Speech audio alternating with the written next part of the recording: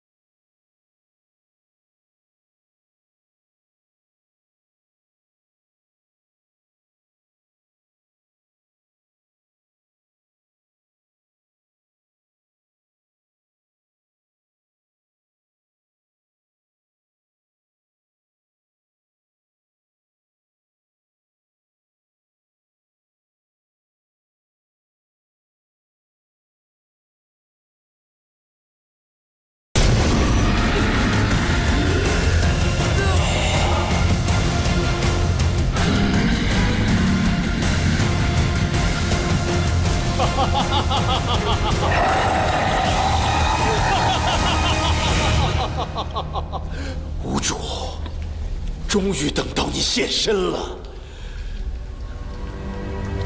张小凡，无需挣扎了，你体内至纯的阳派功法，对于兽神之灵的强大力量正是有用。快快做个炉鼎吧！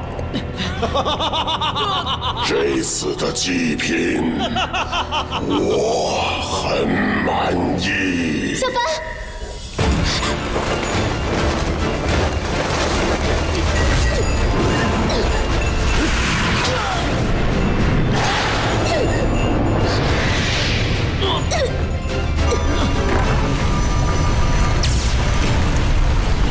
走，小凡，小凡，你们去救人。